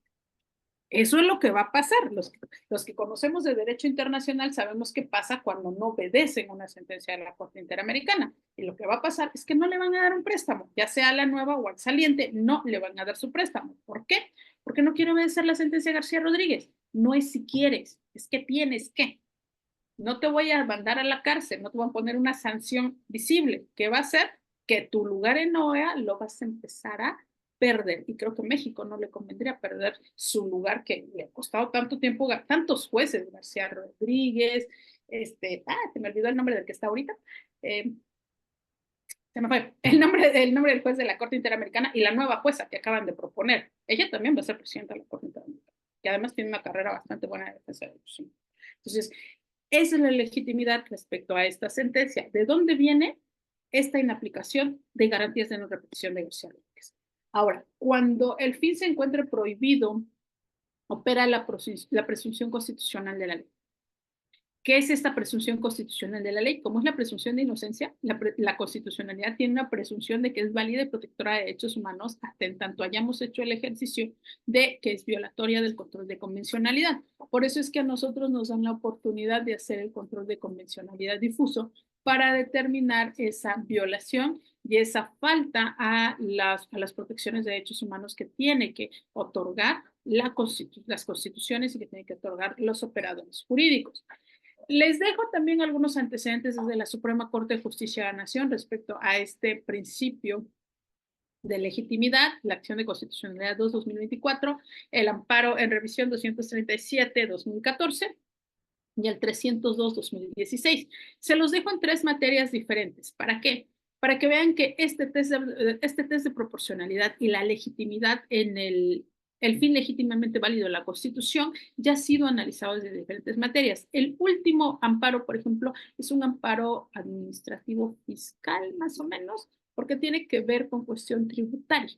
Entonces, es una cuestión que se aplica a todas las materias, y el que les diga, no, es que en materia penal es más difícil, no es cierto. En materia penal es distinta. De hecho, en materia penal es más fácil aplicarlo. Ahí va, materia penal es más sencilla. Lo único que hay que saber es cómo la traemos para irla invocando. Por eso les hice el repaso de lo que son las medidas cautelares para que ustedes vayan viendo más o menos el momento en el que lo tienen que aplicar. ¿Quién es el primer obligado? Fiscalía. No puede Fiscalía dejar de aplicar este test de proporcional. Si el juez se lo solventa, eso sí lo tienen que hacer valer para que quede para el amparo, sobre todo, que quien no lo hizo fue la Fiscalía, el juez hizo el suyo, pero hizo el suyo desde sus propios argumentos que construyó, porque quien no lo hizo fue la Fiscalía. Y esto sí ténganlo en cuenta porque sí está teniendo un impacto, y yo espero que la sentencia que saque la Suprema Corte de Justicia de la Nación, que no creo que salga en el sentido que estaban viendo en el proyecto, vaya en concordancia, sobre todo por la persecución que está recibiendo. La tesis del 2016 indica estos tres elementos para el fin legítimo. El subprincipio de finalidad legítima exige examinar 2 elementos principales: identificar los fines que persigue el legislador con la medida y determinar si dichos fines son constitucionalmente válidos. En caso de prisión preventiva oficiosa, ya se dijo que no. En caso de prisión preventiva justificada, sí pasa el primer elemento, porque tiene que justificar la Fiscalía. O sea, sí tenemos la autorización de dictar prisiones preventivas justificadas, pero tienes que darme elementos suficientes porque es la máxima restricción de derechos. Entonces, es al máximo nivel que tú me tienes que acreditar que las otras 14, bueno, las que se acomoden a la necesidad de cautela que quieres acreditar, no son suficientes para ello. Los fines pueden encontrar justificación para limitar un derecho fundamental, pero deben de estar sustentados. No puede haber una justificación delimitante de derecho fundamental sin acto de investigación, es decir, no lo puede sustentar solo en argumentos, porque sería una violación al mismo derecho fundamental. Y los derechos humanos, así como los bienes jurídicos y colectivos, son fines legítimos para intervenir sobre un derecho fundamental. Un ejemplo, la restricción o la suspensión de un megaproyecto respecto a los derechos colectivos de los recursos de los pueblos y comunidades, que era lo que utilizaban los jueces federales para suspender estos megaproyectos que atentaban, pero que le acaban de quitar la facultad constitucional. La tienen desde la convención, pero van a tener que hacer más trabajo y va a costar un poco más sostenerla, porque como somos del derecho interno sobre el derecho internacional, entonces no entendemos cómo funciona el primero constitucional y cuesta más trabajo, pero todavía hay herramientas. Todavía no perdemos la esperanza totalmente y hay muy buenos jueces federales que están aplicando esto. Voy a dejarlo aquí porque ya es tarde y sé que hay algunas preguntas. Tienen otras filmillas en esta diapositiva respecto al resto de los pasos del test de proporcionalidad para que ustedes los puedan tener, pero para que me dé un espacio de contestar las preguntas que ya vayan generando, voy a dejar aquí esta exposición. Maestro, ya hay varias manitas levantadas. Vamos con Carlos Nájera, después Fermín Roque. Adelante, Carlos Nájera, por favor. Preguntas concretas nada más. Ay, espéreme, déjeme ver dónde está la jueza. Démenos un segundo. ¿Dónde está su señoría? ¿Salió? Creo que salió. Ahí está ya. Aquí estoy. No sé a qué juez busca. Gracias, buenas noches, señoría. Entonces, mi pregunta en concreto es, entonces, conforme al artículo 153, las medidas cautelares se pueden prorrogar o ampliar por todo el tiempo que se lleven las etapas del juicio o todo el tiempo que sea necesario. Y la segunda es, ¿usted cómo aplica la proporcionalidad de las medidas que impone, ya sea como una mínima y una máxima? Sería todo. Bueno, De hecho, las medidas cautelares ya le están pidiendo que sea por tiempo determinado, que desde la primera resolución de emisión de medidas cautelares pongamos 6 meses para que a los 6 meses se revise, si subsisten esas mismas medidas, se amplíe si es que es necesario por la etapa procesal en la que nos encontremos. Recuerden que este sistema está pensado para durar muy poquito, pero no está siendo así. Y sí tendría que ser así, ya los jueces de control ya tienen que empezar a poner tiempos determinados. No lo están haciendo, lo que están haciendo es ocupar la forma mágica de por el tiempo que dure el proceso, pero en amparos están cayendo esas medidas cautelares, incluso algunos nada más han sido para efectos de que determine el tiempo, es decir, los meses por los cuales va a estar subsistente esa medida. La segunda, mínimos y máximos yo no le puedo decir porque depende mucho del caso. Por ejemplo, algunos fiscales y algunas fiscalas ya las volvía yo locas, porque en una de violencia familiar sí le daba una medida y en la otra le decía no me acreditaste nada y no te doy nada, y me traían casi los mismos actos de investigación. ¿De qué depende? De la investigación contextual. Yo sí me voy mucho en delitos de género, en riesgo y peligro, no saben qué es el riesgo, no saben qué es el peligro, no saben cómo acreditar uno, no saben cómo acreditar el otro, entonces es muy poco probable, salvo que yo realmente detecte alguna situación que dé medida cautelar, que emito, porque no dejo a las mujeres en desprotección, que emito órdenes de protección que me piden un estándar más bajo. Este es por poner un ejemplo. No le puedo decir qué mínimos y máximos tomo yo, porque yo sí hago el análisis contextual, es causístico, o así el análisis contextual, porque en tribunal de enjuiciamiento ya hago otro tipo de análisis. En control es netamente causístico. Vamos con Fermín Roque Nada, ¿quién Pérez. sigue? Fermín Roque Pérez, adelante, abra su micrófono. Gracias, buenas noches. En concreto, hace rato se hablaba en cuanto a las personas que hacen la evaluación de riesgo. ¿Esas personas deben tener un perfil para poder hacer dicha actividad, su señoría? Sí, sí, de hecho, ahí voy de nuevo. Preferiría que fueran trabajadores sociales o trabajadoras sociales, pero como ese perfil no está tan trabajado en México, ¿qué se necesita? Ahí es en donde está abriendo, pero yo no recomendaría que fueran licenciados en Derecho. Tiene que tener un perfil de investigador cualitativo, sobre todo. ¿Por qué? Porque hay muchas variables. Lo que hace es investigación social y los abogados en Derecho, no, los licenciados en Derecho no sabemos hacer investigación social. Los antropólogos sí, etnografía, la licenciatura en etnografía o algo así. Ellos sí lo hacen. Entonces, tendríamos que ver cuáles son los perfiles, pero yo no me iría sobre licenciados en Derecho. No sabemos evaluar cualitativamente. ¿Quién de ustedes ha recibido clases de investigación cualitativa y métodos de evaluación cualitativa? Yo porque me he visto en la necesidad y por otras actividades que no tienen que ver con poder judicial, actividades netamente académicas, y me ha costado muchísimo. Entonces, no tienen que ser licenciados en Derecho los que estén en unidad de medidas cautelares, tendrían que ser más sociólogos, antropólogos, trabajadores sociales para saber cómo hacer la investigación cualitativa. Algunos afirman que criminólogos y criminalistas, pero yo me arriesgaría mucho con ellos porque ellos tampoco hacen investigación cualitativa. ¿Qué es lo que van a evaluar? Van a evaluar las variables del contexto de la persona para establecer si son riesgos o si son peligros. Y entonces ahí hay una diferencia. Y ahí yo tendría que sentarse a construir un perfil, pero son muchas ciencias menos la licenciatura en Derecho. Pero a ver cómo está súper bien. ¿Alguna otra? Si tiene alguna otra de una vez, antes de que le cierren el micrófono. No, ya no tenemos ninguna. Creo que a ver, Yo tengo una Fermín Roque. pregunta. A ver, Fermín. Sí, de acuerdo la respuesta de la jueza.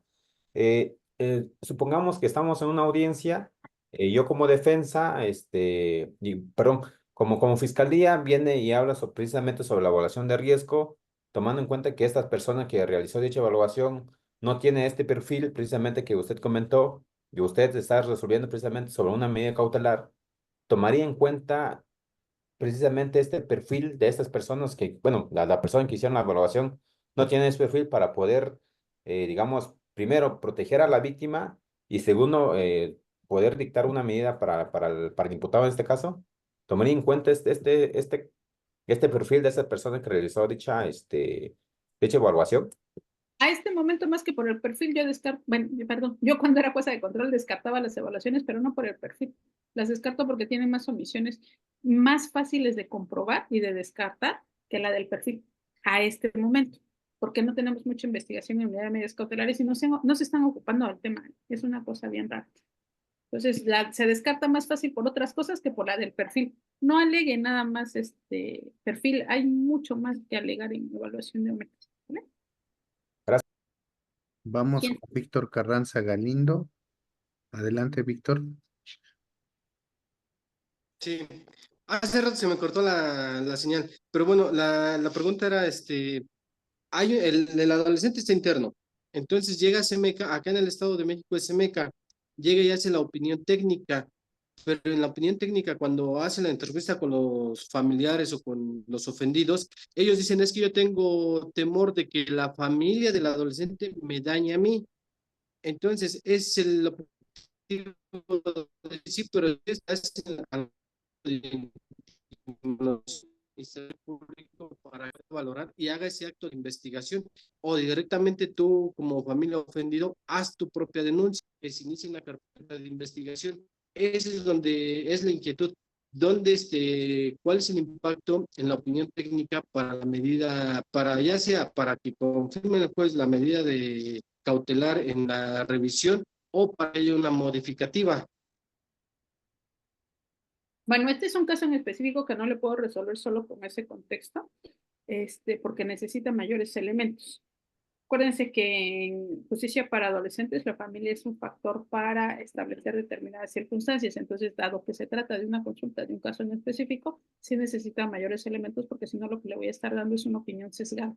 Es decir, desde los pocos elementos que usted me da y desde los pocos elementos que usted me da, sí hay un riesgo desde la conducta de la familia porque ellos, a pesar de que no son totalmente reconocidos, tienen que ser llamados por la conducta del adolescente. Por tanto, sí representaría un factor a estudiar por parte del juez, pero insisto, esta opinión es con el sesgo de la poca información que tengo. Daniela, creo que quiere participar. Sí, pues Daniela, por favor, para darle el uso de la voz, encienda su cámara, por favor. ¿Puede encender su cámara, Daniela? A ver, le activo su micrófono, pero recuerden que todo es con cámara encendida. A ver, Daniela, adelante. Ya, ok. Buenas noches, primero que nada. Quisiera saber por qué descartaría a los abogados, a los criminólogos y a los que también están en criminalística. Digo, yo como abogada personalmente he llevado metodología de la investigación jurídica y a mí se me hicieron como que meterme de lleno mucho a todo lo que era la investigación jurídica cualitativa y cuantitativa. Contésteme nada más esto. ¿Cuál es el mejor método para evaluar variables cualitativas en el caso de personas con interculturalidad? ¿Cuál es el mejor método para evaluarlo? Las variables cualitativas en el caso de personas con interculturalidad.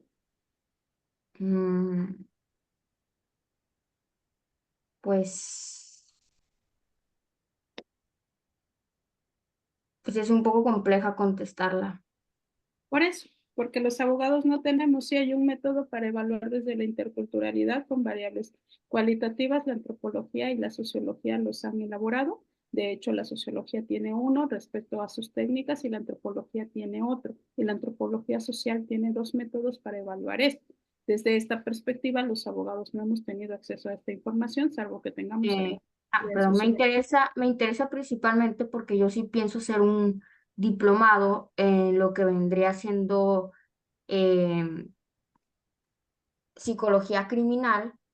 Entonces, ahorita que le escucho decir eso, pues me entra la duda si realmente esa sería la correcta o a lo mejor buscar uno en antropología. Sí, depende de lo que usted busque.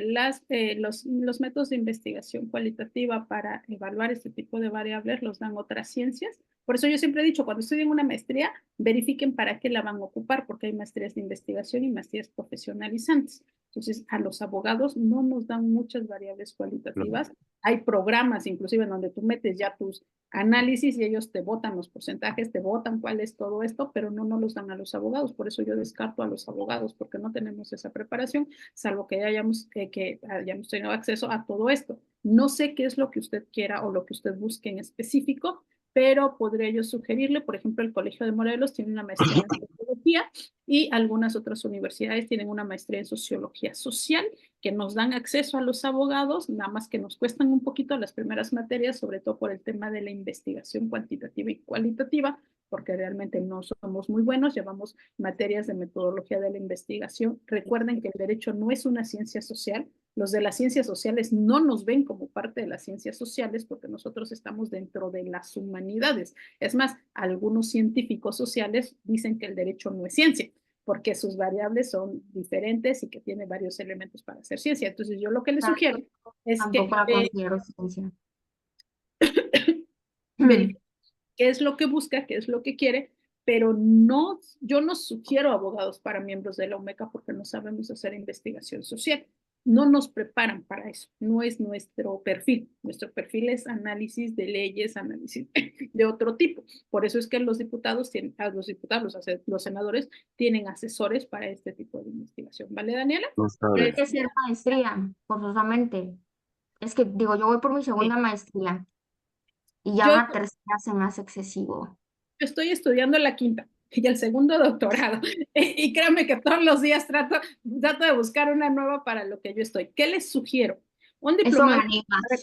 permitan, un diplomado no le va a dar los elementos suficientes, tendría que hacer varios diplomados o en todo caso una licenciatura en antropología que sí le da elementos mínimos básicos y usted los puede profundizar a través de los diplomados.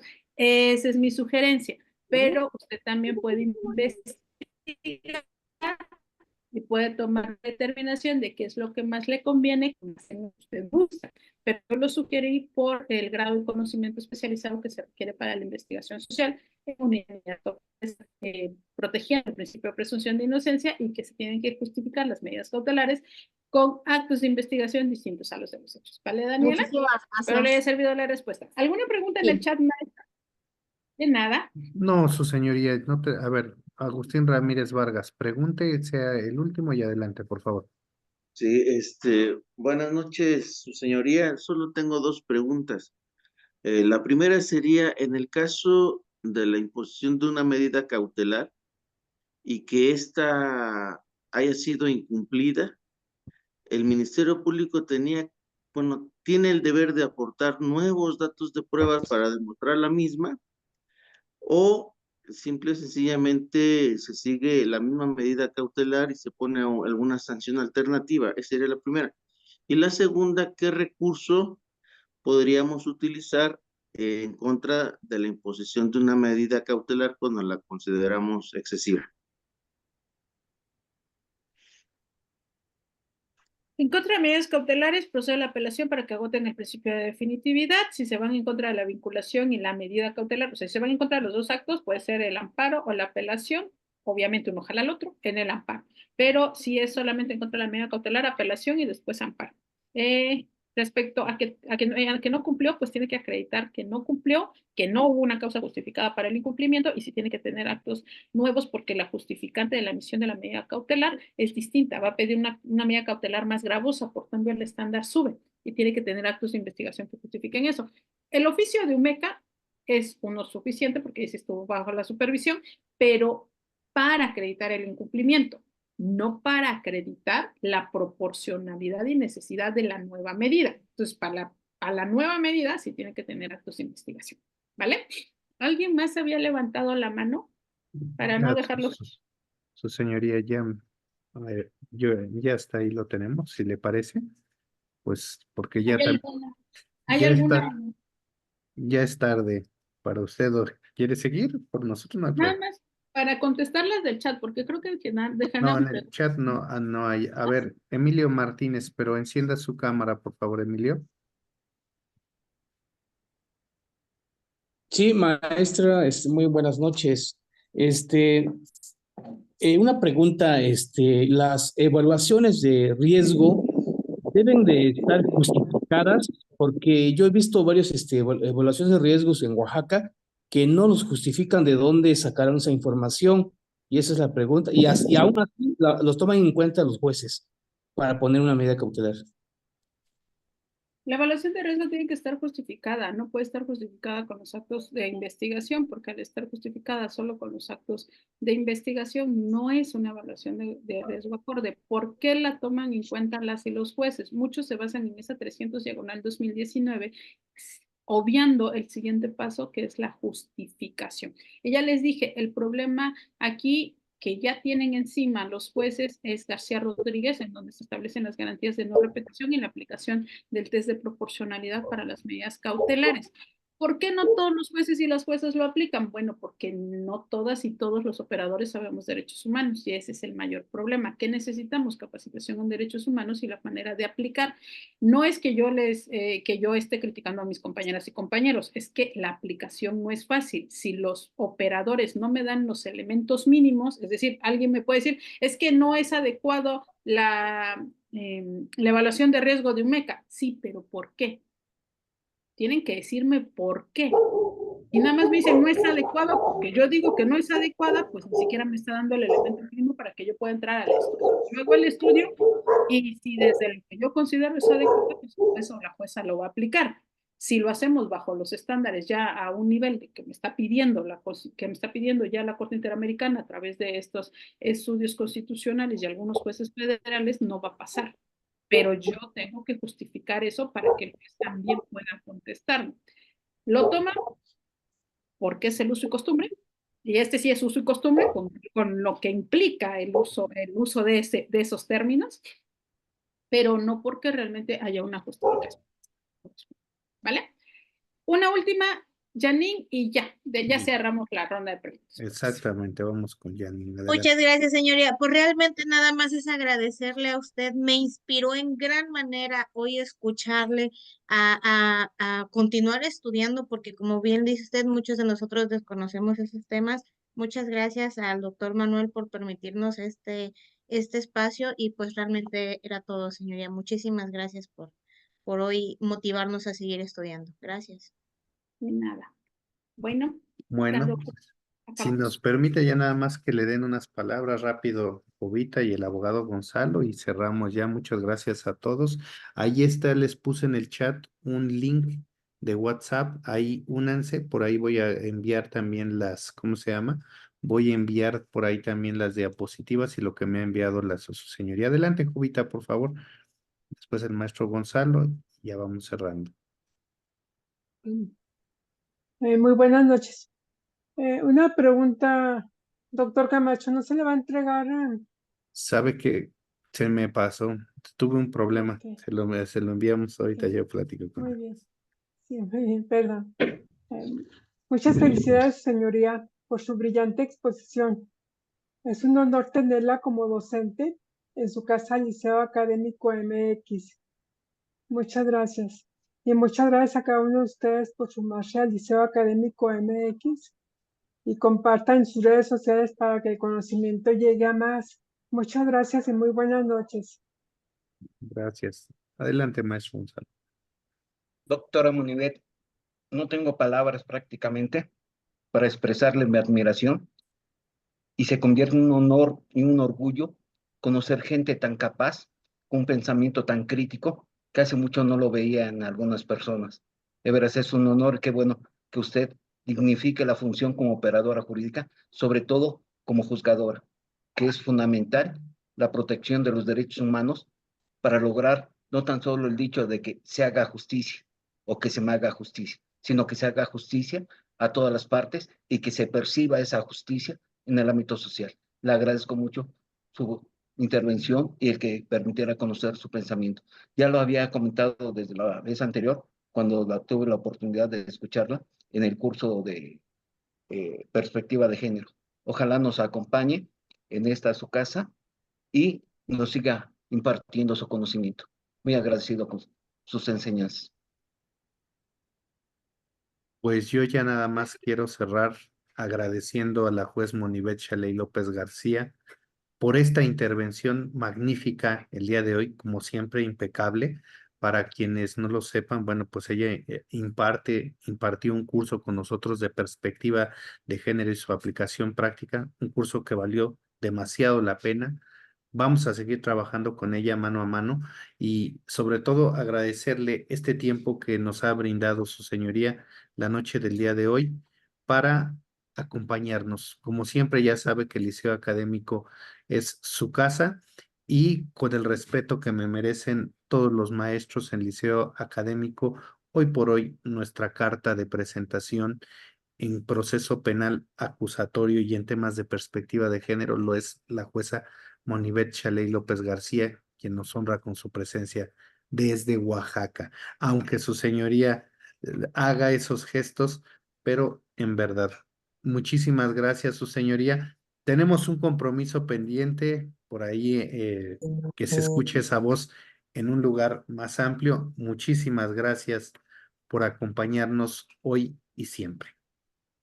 Muchas gracias a todas, a todos los que estuvieron con nosotros, hora y media. Les agradezco, espero les sirva la información, espero les sirva el material que les envíen y cualquier otro día organizamos un curso entero sobre aplicación a algunos casos prácticos que ustedes ya tengan. Pero ya sabemos que es un poquito más tardado, que necesitamos más tiempo, que necesitamos algunos otros principios básicos y eso es lo que nos toma a veces un poquito más de tiempo. Hago gestos porque soy muy gestual, la licenciada Araceli Castellanos, por ejemplo, ya me conoce en sala de audiencias, lo que no digo con la voz lo digo con la cara y porque sí espero respaldar las palabras del doctor Camacho. Gracias por escucharnos, gracias por vernos y que tengan muy bonita noche. Que tengan buena noche y esta conferencia estará en el canal de YouTube del Liceo Académico para que la puedan ver. Muchísimas gracias a todos. Buenas noches. Que descansen. Hasta luego. Gracias, buenas noches. Buenas noches a todos. Gracias, Buenas buenas noches, noches. gracias. Excelente. Gracias, buenas noches. Excelente ponencia. De que hasta luego. Buenas noches. Gracias, buenas noches. Buenas noches.